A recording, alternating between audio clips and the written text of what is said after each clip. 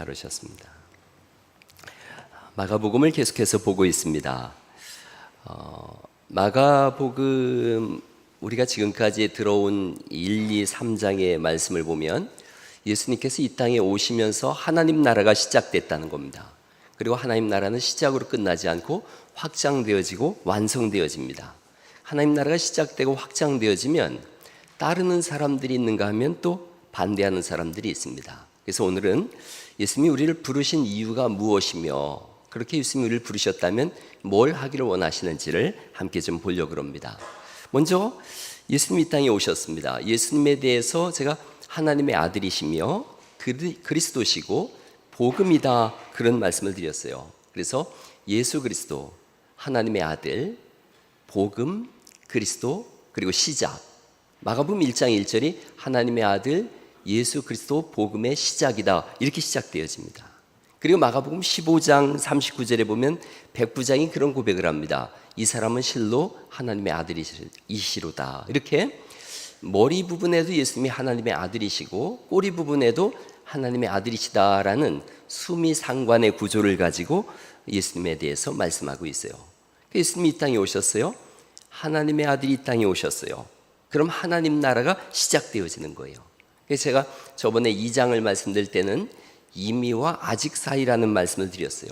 하나님 나라는 이미 왔지만 또한 아직 오지 않았다. 그래서 성도는 이미와 아직 사이를 살고 있다라는 말씀을 드렸고, 지금은 그래서 하나님 나라가 열려있는 그런 시간이에요. 하나님 나라가 조금 지나면 다 완성되어짐으로 인해서 문을 닫을 거예요. 그 닫히기 직전 이미와 아직 사이의 기회의 시간이라는 거죠. 그래서 지금은 하나님 나라에 들어갈 수 있는 기회의 시간입니다. 요한계시록 3장 7절에 보면 빌라델피아 교회에 대해서, 소아시아 7교회 중에 빌라델피아 교회에 대해서 그렇게 말씀하세요. 이 빌라델피아 교회에는 예수님이 계신데 다윗의 열쇠를 가지신 분이시다. 그래서 그분이 열면 닫을 사람이 없고 닫으면 열 사람이 없다 이렇게 써 있어요. 이거 껐다 켜요. 열면 닫을 사람이 없고 닫으면 열 사람이 없다는 거죠. 빌라델피아는 로마의 가장 변방에 있습니다. 근데 거기에 큰 문이 하나 있어요. 동쪽으로 문이 하나 있는데 이 문을 지나면 브리기아라고 하는 지방에 나옵니다. 거기서 물건을 사다가 이쪽에다 팔고 또 이쪽 로마 지역에 있는 물건을 갖다 브리기아 지방에 갖다 팔므로 인해서 그 문이 열리면 사람들이 기회의 문이 열렸다고 생각하고 큰 부자가 됐다 그래요. 그러니까 그 문을 바라볼 때마다 기회의 문이다. 저 문만 열면 내 삶이 바뀐다. 이런 생각을 했던 거죠. 그런데 이 요한계시록 3장에 그 문이 누군 줄 아느냐? 예수님이라는 거예요. 이 문은 항상 열려 있는 게 아니라 내란이 일어나거나 그러면 닫혀 있거든요. 평화일 때만 열리게 되어 있는데 예수님이 바로 그 문이라는 거예요. 예수님의 문이 열리면 인생이 바뀐다는 거죠.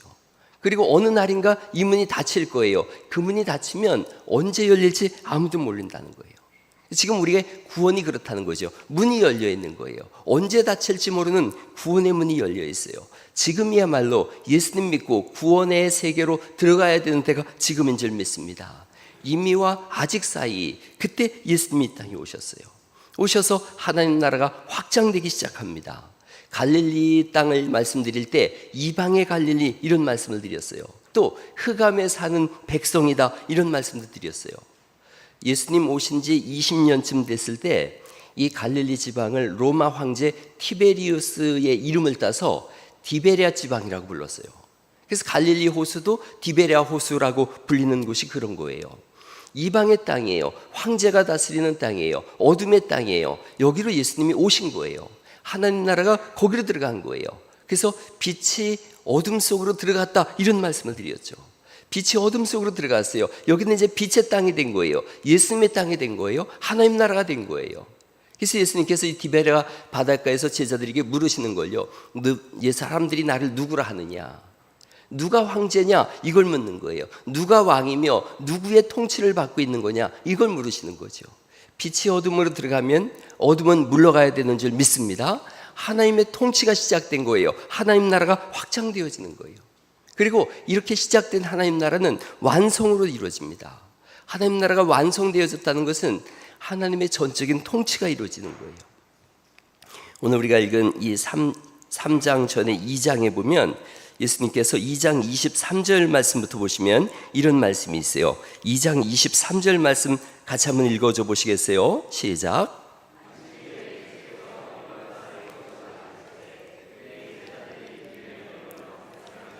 예, 안식일에 배고파요. 그래서 이삭을 잘라 먹었더니 너희들 왜 안식일에 이삭을 잘라 먹느냐 그래요. 그랬더니 예수님께서 28절이에요. 또 읽어볼까요? 시작.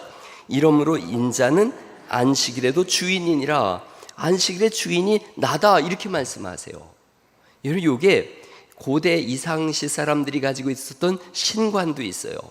이 고대 근동의 신관은 뭐냐면 신은 신전을 완성해 놓으면 신전이 완성되면 그 다음부터 안식에 들어가요. 근데 그 안식이 뭐냐면 쉬는 게 아니라 신의 통치가 이루어진다는 거예요. 그러니까 하나님께서 온 천지를 만드셨어요. 일곱째 날 안식하셨다라는 것이 고대 근동적 개념에서 보면 이제 하나님의 통치가 이루어진다는 거예요. 그러니까 예수님이 이런 말씀을 하는 거예요. 내가 안식일의 주인이다라는 말씀은 내가 통치하는 것이다 이런 뜻이에요. 하나님 나라가 이루어졌고 하나님 나라의 왕이 예수님이시니까 내가 통치한다는 거예요.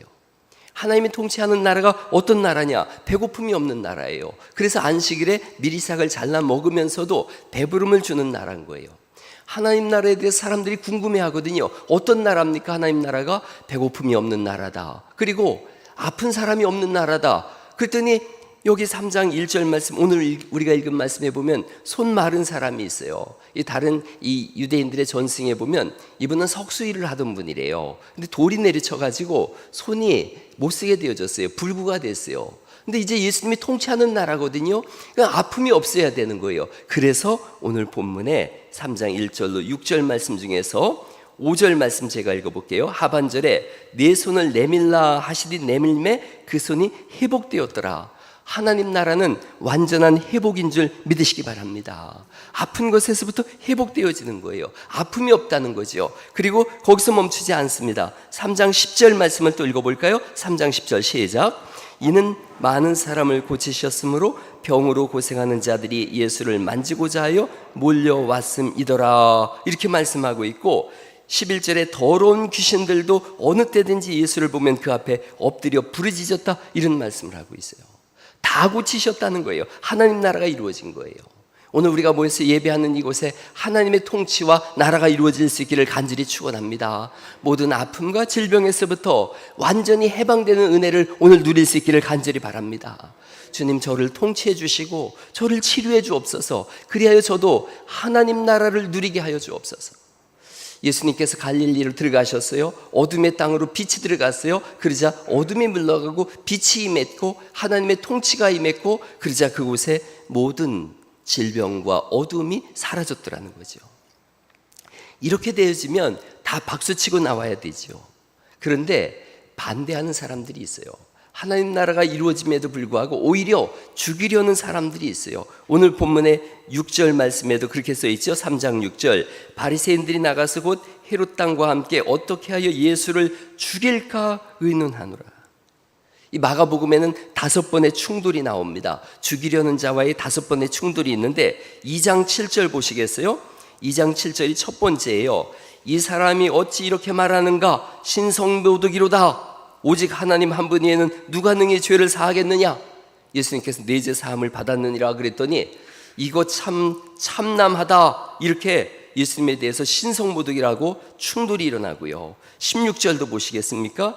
바리새인의 서기관들이 예수께서 죄인 및 세리들과 함께 잡수시는 것을 보고 그의 제자들이 이르되 어찌하여 세리 및 죄인들과 함께 먹느냐? 이 싸우자는 거예요. 18절 말씀 읽어주시겠어요? 18절 시작.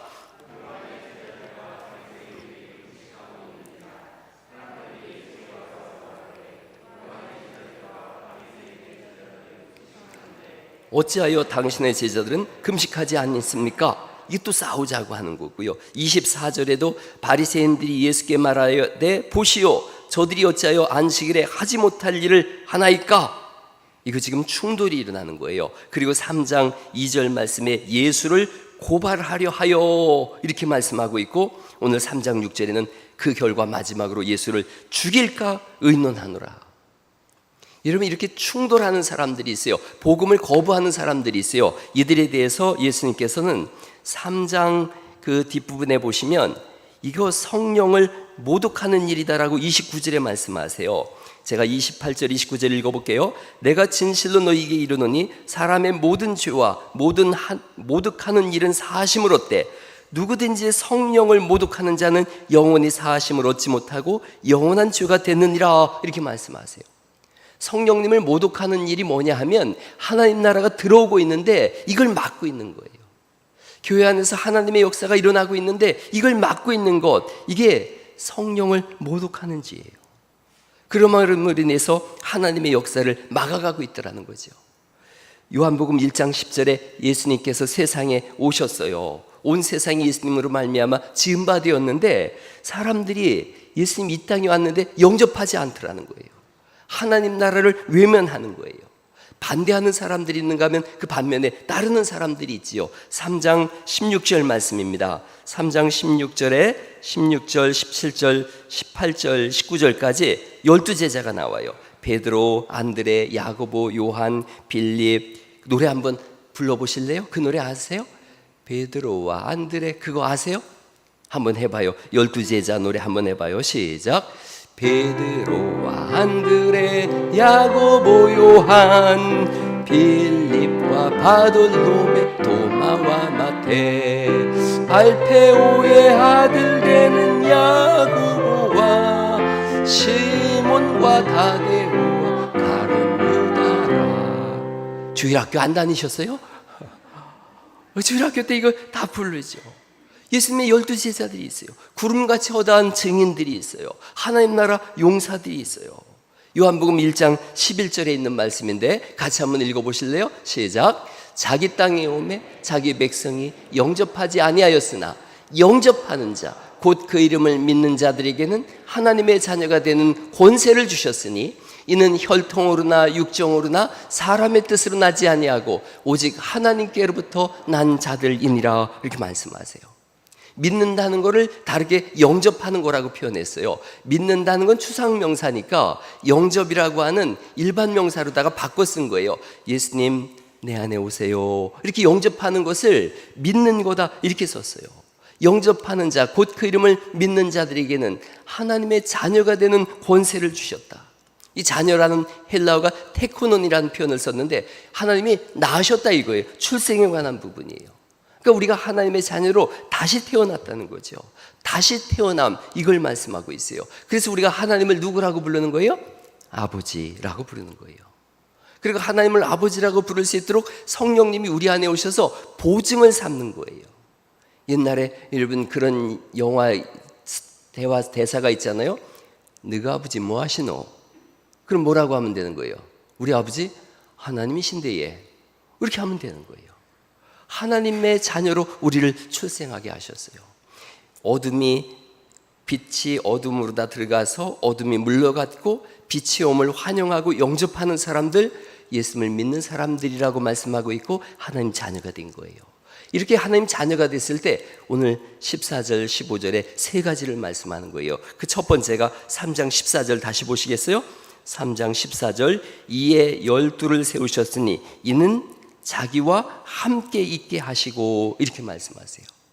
우리를 부르셨는데 그 첫 번째 이유가 뭐냐? 주님과 동행하게 하려고요. 우리를 부르신 이유 동행이에요. 동행. 신앙생활 그러면 어떤 거냐? 교회 이렇게 나오는 걸 신앙생활이라고 하지 않아요. 교회 나와서 예배하는 것도 신앙생활의 한 요소일 수 있어요. 그러나 신앙생활의 본질이 뭐냐? 주님과 동행하는 삶인 줄 믿으시기 바랍니다.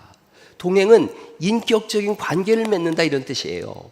예수님과 내가 인격적인 관계를 맺어서 끊임없이 상호간에 이렇게 상합하고 연합하는 마음이 오가고 대화가 오가는 거예요. 여러분 교회 생활한다 그러잖아요. 성도와 성도 간에 인격이 오가는 걸 교회 생활이라 그러듯이 예수님과 우리가 동행하는 거예요. 관계를 끊임없이 이어가는 거예요. 식사할 때 예수님 이거 주셔서 감사합니다, 식사 기도예요. 그것도 동행의 한 부분이에요. 찬송을 해요, 동행이에요. 기도하고 말씀 읽어요, 동행이에요. 주님을 끊임없이 의식하고 살아감, 그게 성도의 삶이에요. 이러면 오늘부터 한 주간을 살 때에 틈틈이 주님과 동행하는, 예수님을 인식하며 사는 그런 은혜가 있기를 간절히 축원합니다. 저는 우리 교회에 와서 옛날에 설교했던 민용 목사 있어요. 카이스트 물리학 박사면서 부약학 박사예요. 그 친구 만나면 제가 얼마나 재밌는지 몰라요. 귀찮을 정도로 끊임없이 질문을 하는데 아주 신비한 물리학 이론들에 대해서 정말 알기 쉽게 잘 알려줘요. 그래서 좋은 인격적 동행이 이루어졌어요. 그 친구 통해서 최근에는 어떻게 물리학을 사랑하지 않을 수 있을까라고 하는 책을 읽으면서 너무 신비하고 황홀한 시간을 가졌어요. 여러분, 한 사람의 물리학자를 만나도 이렇게 재밌는 걸요. 그런데 온 천지를 지으신 예수님과 동행하는 거예요. 지루하거나 답답할 시간이 사실은 1초도 없어요. 기도하면 할수록, 성경 읽으면 읽을수록 신기하고 신비로움인데 많은 사람들이 예수님과의 동행을 생각하지 않아요. 예수님과 동행하는, 인식하고 주님께 대화를 걸고 주님의 음성을 들으려고 하는 그런 시간들을 갖지 않아요. 우리가 오늘 그런 찬송이 저 장미꽃 위에 있을, 아직 맺혀 있을 그때에 귀에 은은히 소리 들리니 주음성 분명하다, 이런 찬송은 부르는데 정말 주음성 분명한 그런 찬송의 고백 같은 삶이 우리 안에 펼쳐지는가? 3절에 있는 말씀은 밤 깊도록 동산 안에 주와 함께 있으려 하나 괴로운 세상에 할 일 많아서 날가라 명하신다. 주님 나와 동행하면서 나를 친구 삼으셨네. 우리 서로 받은 그 기쁨은 알 사람이 없도다 라고 찬송은 하는데 정말 이런 시간들을 누리고 있는가 하는 거예요. 여러분, 오늘 예배 시간에 이 말씀을 드렸으니 이 한 주간 주와 동행하는 기쁨과 황홀함을 누리는 은혜가 있기를 간절히 축원합니다. 찬송가 중에 430장이 주와 함께 길 가는 것 즐거운 일 아닌가, 우리 주님 걸어가신 발자취를 밟겠네. 한 걸음 한 걸음 주 예수와 함께 날마다 우리 걸어가리 그랬는데 삶의 현장에 너무 바쁘다 보니, 지치다 보니 한 번도 예수님의 이름을 부르지 않고 그냥 밥 먹을 때 꾹뻑 잘 먹겠습니다, 그리고 끝나진 않는가? 여러분, 주님과 동행함, 이건 사람과 동행하는 것과 똑같아요. 사람과 친구가 되려면 오랜 시간이 필요합니다. 싸우기도 하고요, 다툼도 있고, 이게 비온 뒤에 땅이 굳어진다고 감정적으로 얽히기도 해요. 그런데 그런 시간이 없으면 친해지질 않습니다. 교회 안에서 가장 힘든 분들이 누구냐면 섬으로 있는 사람이에요. 섬. 사람들과 어울리려고 하질 않는 거예요. 교회 5년, 10년 다녀도 예배만 드리고 어느 순간 사라지고, 그러면 교제할 시간이 없어요. 인격적인 어우러짐이 없어요. 물론 싸움도 없고 감정 상할 일도 없어요. 그러니까 괜찮겠지만 그냥 여전히 섬으로 있는 거예요. 그러니까 교회에서 뭐 하자 그럴 때 오시는 거죠. 와서 자, 이거 동쪽으로 옮기십시다 그럴 때 서쪽으로 옮기는 게 좋은데 옥신각신 하다가 남쪽으로 옮기기도 하고 그러는 거죠. 이런 시간이 있어야 어우러짐이 있는데 그냥 뭐 꽃하는 보리장 마냥 한쪽에 우두커니 있다가 그냥 가고 이래버리면 아무것도 이루어지지 않고, 교회에서 또 식사도 하지 않다 보니까 친구도 안 생기고 이렇게 되어지더라는 거예요. 그 동아리를 만들었는데 또 동아리도 참석을 안 해요. 그러면 동행의 삶이 없어요. 교회 안에 동행의 삶이 없듯이 예수님과도 그렇게 하더라는 거죠. 앞뒤에 있는 분들하고 손잡으면 또 이상하다 그러니까 인사 꾸벅해요. 좋은 친구 되겠습니다, 이렇게 한번 해보세요. 시작. 좌우에 계신 분에게도 한번 해보세요. 시작. 그렇게 좀 친구 좀 돼보세요. 그래야지. 지금 코로나로 밥도 못 먹고 자꾸 연기가 되고 있는데 예배 끝나면 그냥 뭐 집에 꿀단지 박아놓은 것처럼 후루룩 가버리고, 주님과 동행하는 것도 마찬가지예요. 수요일날 기도 좀 하자 그러고 주여 주여 주여 그러고 눈 뜨면 3분의 1이 없어지는 거예요. 그래서 무슨 동행이 이루어질 수가 있겠어요? 무슨 인격적 만남이 이루어질 수 있겠어요? 여러분, 주님이 우리를 부르신 것은 너 나 믿었으니까 이제 이 세상에서 잘 먹고 잘 살다 죽을 때 천국 가라, 이런 뜻이 아니라 우리와 동행하기 위함인 줄 믿으시기 바랍니다. 주님과 동행하시고 성도 간에 동행하시고 인격적인 교류와 관계가 일어나는, 그리하여 이 우주를 여행할 때에 신비로움이 가득 찰 수 있기를 간절히 축원합니다. 나와 동행하자, 이걸 위해서 우리를 부르셨고요. 두 번째는 주님과 동행해서 보니까 주님이 너무 좋은 거예요. 그래서 예수님을 전하는 거예요. 복음을 전하라, 복음을 전하라. 우리가 이미와 아직 사이에 있다 그랬지 않습니까? 구원의 기회가 지금밖에 없는 거예요. 그래서 예수님이 우리에게 명령하세요. 디모데후서 4장 1절에 있는 말씀인데요, 이렇게 명령하십니다. 하나님 앞과 살아있는 자와 죽은 자를 심판하실 그리스도 예수 앞에서 그가 나타나실 것과 그의 나라를 두고 엄히 명하노니 너는 말씀을 전파하라. 때를 얻든지 못 얻든지 항상 힘쓰라. 범사에 오래 참음과 가르침으로 경책하며 경계하며 권하라. 이걸 현대인의 성경으로 바꿔보니까 더 쉽더라고요. 같이 한번 읽어보죠. 시작. 그리스도 예수님 앞에서 그에게 엄숙히 명령합니다. 그리스도께서는 다시 오셔서 산 사람과 죽은 사람을 심판하시고 그의 나라를 세우실 것입니다. 그대는 어떤 형편에서든지 항상 말씀을 전하시오. 끝까지 참고 가르치면서 사람들을 책망하고 꾸짖어 올바로 살도록 권하시오. 우리가 읽는 마가복음 1장 38절에 예수님이 이렇게 말씀하세요. 우리가 가까운 다른 마을로 가자. 거기서도 전도하리니 내가 이를 위하여 왔노라. 예수님 오신 목적이 복음을 증거하고 그래야 하나님 백성으로 살게 하려고 이 땅에 오셨다는 거지요. 몇 해 전에 제가 그 대전에 있는 중부 장로교회 송경호 장로님의 전도왕된 이야기를 한번 들려드린 적이 있어요. 저분이 본교에서도 저렇게 간증을 했더라고요. 주일 예배 때 목사님이 다 이제 3개월 뒤에 총동원 전도주의를 합니다. 총동원 전도주의일 때 평신도는 10명을 전도하고 장로님들은 50명을 전도하고 권사님, 안수집사님들은 30명을 전도하십시오. 그랬더니 다들 그냥 목사님들은 원래 그렇게 크게 얘기하는 거예요. 평생 3명도 전도 못했는데 뭔 30명을 전도하라 그래? 그리고 이제 사람들이 그냥 늘 하던 얘기라고 받아들인 거예요. 그랬더니 이 얘기를 목사님이 듣고서 이 성질 안 내는 목사님이 열이 받아가지고 주일 저녁에 설교 때 그러더래요. 이런 우리 교회를 어떻게 지었습니까? 어떤 장로님은 집을 팔아서 건축 헌금을 냈고 어떤 권사님은 땅을 내놓고 수백만 원, 수천만 원씩 헌금해서 지었는데 뭘 위해서 이 건물을 지었냐는 거예요. 큰 건물 지어놓고서 우리 목사님은 큰 교회 목사님입니다라고 자랑시켜 주려고 지은 겁니까? 큰 건물 지어놓고 내가 이 큰 교회의 장로요라고 자랑하려고 지은 겁니까? 아니면 이렇게 많이 크게 지어놓고서 한 의자에 한 사람씩 앉으려고 지어놓은 겁니까? 만약에 이번에 교회 못 채우면 여러분 헌금 잘못한 거고 우린 교회 잘못 진 겁니다. 그렇게 설교를 하더래요. 그러면서 다들 목을 내놓으라 그러더라는 거예요. 직을 걸고서 이거 하라 그러더래요. 전도 세미나 걸렸는데 강사 목사님이 와서 그런 얘기를 하시더래요. 예수님이 우리를 위하여 죽으시면서 모든 모욕을 다 당하시고 죽으셨는데 승천하시면서 마지막 유언이 이 복음을 증거하라 그랬는데 우리를 위하여 죽으신 예수님의 마지막 유언을 왜 지금까지 우리가 들어주지 못하는 겁니까? 그러면서 본교회 성도들하고 전도 나가자 그랬더니 창피해서 못한다 그러더래요. 이분이 이렇게 얘기를 하더라는 거예요. 남에게 전하기도 창피한 예수님을 어떻게 믿을 수 있습니까? 거짓말하는 거 아닙니까? 어떻게 전하기도 부끄러운 예수님을 손뼉 치면서 손을 들고 할렐루야 찬송하는 거, 이 가증한 일 아닙니까? 어떻게 전하기도 부끄러운 그 예수님한테 내 영혼을 맡긴다고 거짓말을 할 수 있습니까? 유명한 병원만 있어도 소문을 내고 유명한 음식점만 있어도 소문을 내고 자랑하면서 정말로 내가 믿을 뿐이고 찬송할 뿐이고 내 인생을 걸 뿐이고 내 영혼을 드리는 분인데 그분이 여기 있습니다. 와서 예수님 믿고 구원받으세요라고 자랑해야지. 왜 이걸 못하는 겁니까? 우리 통성으로 회개합시다라고 막 기도를 하더라는 거예요.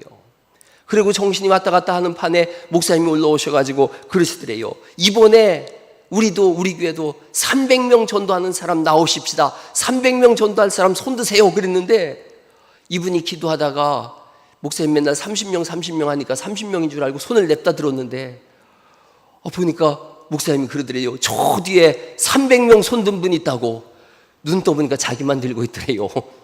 사람들이 다 쳐다보고 막 박수를 치고 그러더라는 거예요. 집에 와서 이분이 아차 싶더래요. 나 30명인 줄 알고 그랬다 그랬더니 마누라가 빙신 그러더라는 거죠.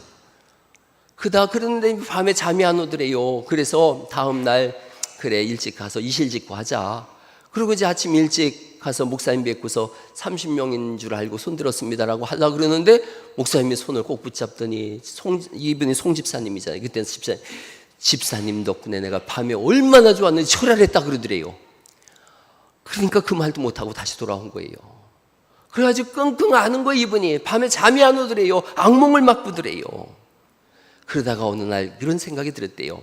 이분이 10년 동안 특공대에서 중사로다가 근무를 했었나 봐요. 나 특공대로 군 생활할 때 내 전우들 죽어나간 전우들도 많고 팔다리 끊어진 전우들도 많았는데 나 멀쩡하게 됐는데, 그래, 한 달만 내가 늦게 전역했다고 생각하자. 한 달 늦게 전역했으니까 한 달 늦게 돈 벌었다고 생각하자. 그리고 한 달 돈 번 걸 가지고 가게 문을 닫고서 한 달간 전도하기 시작했답니다.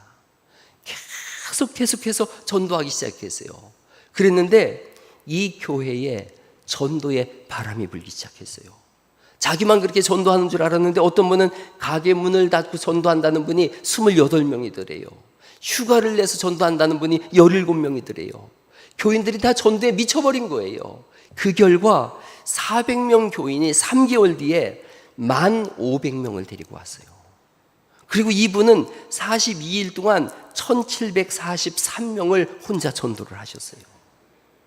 30년 동안 이 교회가 400명의 정체가 돼 있던 교회인데 2,000명이 넘는 성도들로 훌쩍 성장했어요. 여러분, 전도하면 되는 줄 믿습니다. 이거 제가 들으면서 그런 생각했어요. 우리 교회 왜 이렇게 잘 전놨나? 혹시 코로나 대비해서 여러분이 미리 한 자리씩 차지하려고 이렇게 잘 진 게 아니잖아요. 지금 코로나 시대라고 전도를 안 하니까 안 되는 거예요. 하면 되는 줄 믿으시기 바랍니다. 마가복음 때는 이 성경 읽고서 순교하던 시대예요. 예수님 믿으면 죽인다고 하던 시대에도 이 성경을 읽고 복음을 증거했고, 이 복음을 들은 사람들이 또 다른 사람들을 전해서 새신자들이 넘쳐났고 하나님 나라가 넘쳐났으니 다시 한번 복음의 입술로 복음을 전하는 아름다운 자의 발걸음으로 살아갈 수 있기를 간절히 축원합니다. 할렐루야. 우리가 지금은 전해야 될 때예요. 코로나니까 한 발 뒤로 빼자가 아니에요. 이때가 기회인 거죠. 다 아프지 않습니까? 다 병들었지 않습니까? 저도 코로나 한 줄 앓고 났는데 후유증이 지금도 있어요. 목소리도 잘 안 나오는데 사람들이 다 심령이 메말라 있고 힘들어 하더라고요. 이때야말로 복음이 필요한 때인 거지 않습니까?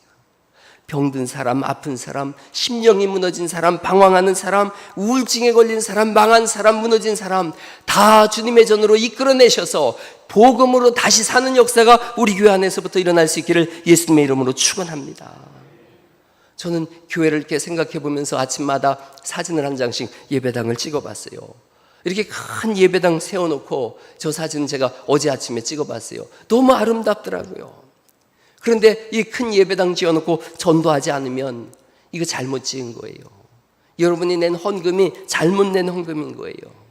우리 교회 보면 어쨌든 겉으로 보나 속으로 보나 제가 잘 모르겠지만 싸우는 교회도 아니고 예배도 은혜롭고 서로를 향한 뜨거운 사랑들이 있어요. 그게 전도하면 돼요.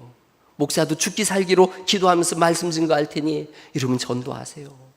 이 송 장로님이 되셨는데 이분이 전도 요령을 얘기하더라고요. 목사님이 계속 전도하라고 그러는데 그 목사님으로 하여금 전도하란 말을 안 나오게 하는 방법이 있대요. 뭐냐 하면 목사님이 해봐요. 그러면 다시는 그런 얘기 안 한다는 거예요. 목사님이 전도해봐요. 그럼 된다는 거예요. 그런데 이분이 이런 얘기를 하더라고요. 전도를 목사님이 해봐요. 그럼 목사님 뭐라 그러는지 아세요? 데리고 와봐요. 내가 전도할게요. 데리고 와봐요. 데려오는 건 여러분이 하는 일인 거예요. 복음을 증거하는 건 제가 평생을 복음 전도자로 살았으니까 제가 하면 되지 않겠어요? 여러분이 가서 이렇게 사람 만나죠. 예수 안 믿으면 지옥 간다. 그러면 그 사람 뭐라 그래요? 너나 믿고 천국 가라. 그리고 싸움밖에 더 되냐는 거예요. 근데 데리고 오면 목사는 커피도 타주고 음악도 들려주고 기도도 해준다 그러고 별의별 방법을 다 쓰지 않습니까? 그러니까 데리고 오는 건 여러분들이 하는 거예요. 그래서 우리 교회도 월말까지 장로님 50명 할렐루야. 아니 다 장로님들이에요? 왜 얘기들을 안 하는 거예요? 장로님 50명 할렐루야. 안수 집사님, 권사님, 집사님들은 이때 아멘 하는 거예요. 그래야 장로님들이 충격을. 장로님은 50명. 네. 그렇죠. 이제 큰일 났어. 이제 권사님, 안수 집사님들도 30명. 이게 줄어들 줄 알았어요. 성도님들은 10명 합시다. 할렐루야. 전도해 보십시다. 모시고 오세요. 제가 어떤 수를 쓰든지 복음을 전할게요. 전도하라. 마지막 세 번째가요, 권능의 삶을 살게 하시기를 바라는 거예요. 15절 말씀을 읽어볼까요? 3장 14절 15절 다시 읽어보죠. 14절 15절 시작. 이에 12를 세우셨으니 이는 자기와 함께 있게 하시고 또 보내사 전도도 하며 귀신을 내쫓는 권능도 가지게 하려 하심이라. 그러니까 예수님과 동행하고 전도하고 권능, 귀신을 내쫓는 권능이라고 말씀하세요. 요한복음의 첫 번째 이적은 물로 포도주 만드는 건데, 마가복음의 첫 이적은 예수님께서 더러운 귀신을 내쫓는 1장 23절에 있는 말씀이에요. 복음은 더러운 귀신의 역사를 몰아내요. 귀신을 쫓아낸다라는 걸 생각해 보세요. 귀신 쫓아낸다고 막 이렇게 안차라는 사람이 있어요. 막 팡팡 때려가지고 귀신 나가라고 그런 사람들이 있어요. 비성경적이에요. 귀신아 나가라 막 이러면서 귀신과 옥신각신 다투는 사람들도 있어요. 성경적이지 않아요. 예수님이 귀신을 내쫓으셨는데 예수님은 귀신과 싸우신 일이 단 한 번도 없어요. 그 어떤 귀신도 예수님과 싸울 대상이 되질 못하는 거예요. 어떻게 한낱 귀신이 예수님과 싸울 대상이냔 말인 거죠. 빛이 들어갔는데 어둠이 버티면서 그래 한판 붙어보자 이런 일은 없거든요. 알아서 물러가는 거예요. 귀신들도 예수님이 오시면 하나님의 아들이시네요 그리고 꼬꾸라지는 걸요. 그 귀신과 예수님이 싸운다 이런 개념이 아니에요. 복음이 들어가면 귀신은 떠나가는 건 거예요. 그러니까 데리다 놓고서 넌 무슨 귀신이냐 그러고 할아버지 귀신이라 그러고 성경적이질 않습니다. 사실은 예수님과 귀신은 충돌할 존재가 아니에요. 예수님 들어가면 귀신은 떠나가듯이 복음이 들어가면 어둠은 물러가게 되는 줄 믿습니다. 또 사람들은 아프면 다 귀신 들렸다고 생각할 수 있어요. 마가복음에 보면 예수님이 사람 고친 것이 13번 나오는데 그 중에 귀신 들려서 아픈 건 2번밖에 안 돼요. 9번은 그냥 병이 걸린 거고 그냥 순수하게 귀신만 들린 것은 또 2번이에요. 그러니까 모든 걸 다 귀신이라고 표현하면 안 돼요. 이러면 한번 교회에서도 생각해 보세요. 더러운 귀신이라고 말씀하고 있어요. 더러운 영이에요. 성령님과 비교하고 있어요. 더러운 영은 육신의 욕망을 따라 살게 합니다. 더러운 영은 수단과 방법을 가리지 않게 합니다. 여러분 잘 들어보세요. 사도행전 16장에 보면 빌립보 지역에 귀신 들린 여종이 있었어요. 바울이 가서 귀신 들린 여종의 귀신을 쫓아냈어요. 여자분이 멀쩡해졌거든요. 그럼 손뼉치고 좋아해야 되는데 이 귀신 들린 여종의 주인이 이 여자로 인하여 돈벌이 했었는데 돈벌이가 끊어졌다고 바울을 고소해서 감옥에 가게 합니다. 귀신 들린 여종보다 귀신 들린 여종의 주인이 더 악한 거예요. 진짜 더러운 귀신은 어디서 더 크게 역사하는가? 귀신 들린 여종보다 그 주인한테서 더 크게 역사하는 거예요. 마가복음 3장 5절 오늘 본문에 손 마른 사람이 있어요. 손 마른 사람을 고쳤어요. 얼마나 좋을 일이에요. 박수 쳐야 돼요. 정말 기뻐해야 돼요. 그런데 바리새인들은 분노해요. 예수님을 고소하고 죽이겠다 그래요. 자기의 이름이 높아져야 되는데 예수님의 인기가 올라가는 것 같거든요. 욕망에 사로잡힌 거예요. 교회 안에 귀신 역사라는 게 뭐냐? 성령님을 따라서 다른 사람을 높이고 존중하고 서로 상합하고 그리하여 연합하여 동행한 힘이 있어야 되는데 내 이름이 높아져야 되는 거예요. 나를 알아줘야 되는 거예요. 나를 내세워야 되는 거예요. 이게 귀신 역사인 거죠. 사람 살렸는데 글쎄 예수님 죽이겠다고 해요. 나중에는 또 뭐라고 하는지 아세요? 예수님 보고 귀신 들렸대요. 3장 30절에 저가 귀신의 힘을 힘입어서 사람들을 고친다. 귀신 들렸다 그래요. 이게 귀신의 역사예요. 인격의 파탄이 일어난 거예요. 인격이 무너진 거예요. 교회 안에서 예수님 믿으면서도 인격에 무너졌어요. 귀신의 영향력 속에 있는 거예요. 그리함으로 인해서 교회에서 해야 되는 중요한 귀신 축출하는 사역이 있어요. 첫째는 진짜 귀신 들린 사람 귀신 내쫓는 거예요. 자유하게 하는 거예요. 두 번째는 약한 자를 억압하고 포갑하는 자들을 꾸짖어서 바른 길로 설 수 있도록 인도해 주는 거예요. 그리고 세 번째는 성령님을 따라 살아가도록 그들을 이끌어내는 거예요. 이런 귀신이 아닌 성령을 따라 사는 은혜가 있기를 간절히 축원합니다. 귀신은 우리의 마음을 부추깁니다. 교회 안에서 권력을 잡으라, 서열에 1서열, 2서열에 서라, 인기를 얻어라, 높아져라, 자랑해라. 예수님은 거꾸로 말씀하세요. 낮아져라, 섬기는 자리에 서라, 고단한 자리에 서라. 그리고 예수님이 알아준다 그러세요. 이러면 누가 알아주기를 원하는 거예요? 예수님이 알아주시면 좋잖아요. 마가복음이 보여주는 교회의 모습이 있어요. 마가복음을 보면 누가 크냐 이걸 가지고 싸워요. 예수님이 알려주세요. 첫째가 되려면 무사람을 섬기는 자가 돼야 된다. 그렇게 말씀하세요. 교회는 낮은 자의 공동체예요. 오늘날 교회에 세속의 문화가 들어왔어요. 그래서 성공한 자, 부유한 자들 이들을 내세워서 간증하게 하고 복받은 증인이요, 저 사람 성공했으니까 복받은 증인이요, 이렇게 얘기를 하는데 이건 로마의 복음이에요. 이건 가이사의 복음이에요. 예수님의 복음은 아니에요. 버려진 사람들, 고통당하는 사람들, 소외당하는 사람들, 그들을 부둥켜 안고 더불어 울어주는 거예요. 주님 고쳐주세요 하고 함께 울어주는 거예요. 그래서 마가복음은 종의 복음이라 그래요. 종의 복음. 여러분 여기서 교회 생활하시면서 평생 종의 자리를 지키시고 종의 자리에서 섬기고 보살피시고 어떤 상황에서도 종대물이 나여 감사하는 그런 은혜가 있기를 간절히 축원합니다. 그게 더러운 귀신을 내어 쫓는 권능이에요. 권능은 그런 건 거예요. 낮은 자리에서 끝까지 섬겨내는 거. 그리하여 성령님을 따라 사는 건 거예요. 오늘 말씀을 정리해 보면 그렇습니다. 예수님이 이 땅에 오셨어요. 하나님 나라가 시작된 거예요. 복음의 시작이에요. 그리고 하나님 나라는 이렇게 확장되어져요. 그 하나님께서 이 땅에 오셔서 어둠을 자꾸 밀어내 나가시는 거죠. 그 확장된 속에 치유와 귀신을 쫓아내며 역사가 있고, 그럴 때 반대하는 사람들이 있는가 하면 따르는 사람들이 있더라. 따르는 사람들한테 세 가지를 당부하셨어요.